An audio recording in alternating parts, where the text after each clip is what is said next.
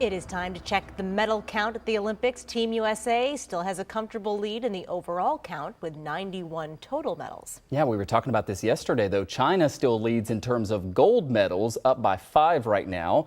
And then the Russian Olympic Committee, Great Britain, and Japan, the host country, rounding out the top 5. You know, there are just a few days left of competition now in Tokyo, and one of the remaining events is speed walking. Competitors want to cross the finish line first, but they have to put the brakes on when it comes to all-out running. It is really fun to watch. That's one way to put it. This evening, an American record holder explains what to watch as the athletes lace up in Japan. Race walking is one of the oldest events in the Olympic Games. It was part of the original all-around, which is now the decathlon. But they had to get rid of it because if you got disqualified, then you got 0 points.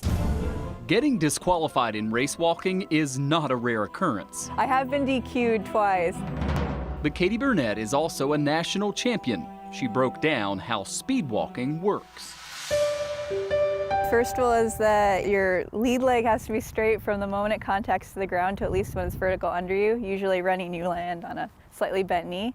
And then the other rule is it has to appear that you're always maintaining contact with the ground. Speed is achieved by stepping quickly. Strides are short and quick, with push-off coming forward from the ball of the foot to minimize the risk of losing contact with the ground. In big events, there are judges lined up around the track.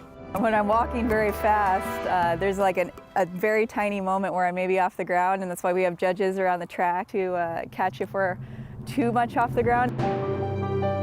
If it looks like you're shifting from a walk to a run, the judges will lay down the law. They can give you a warning paddle, and then after that, if they don't think that you fixed it, they'll issue you a red card, and if you get 3 red cards, you go in a penalty zone. Time in the penalty zone depends on the length of the race. A 10K is like a minute, a 50K is 5 minutes, and you just sit there and you're like, well, here's where I'm at. And then if you come out and you get a 4th red card, you're disqualified. Katie walks 60 to 100 miles a week, but it is not easy. The straight knee is the hardest thing for people to pick up on at first, because most people aren't used to having to land. It's like, because it's a classic heel-toe motion, which helps with the straight knee. Some people, like their quads are too tight, they just can't get it down.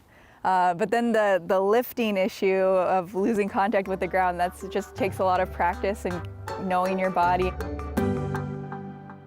It kind of looks like a race to the restroom, honestly, when you watch it. We do have some interesting facts about race walking. The competition takes place 500 miles north of Tokyo because of heat concerns there. Yeah, even though they started the race that's happening right now at like 5 o'clock this morning, only one American has ever won an Olympic medal in this sport. It was Larry Young. He won bronze medals in 68 and 72. We are in a drought. Yeah, the men's 50K race walk is happening right now. The women's 20K is tomorrow. Yeah, and then get this, they're actually dropping the men's 50K event in Paris in 2024, and they're going to be replacing it with a mixed gender team speed walking race. We're still waiting, yes.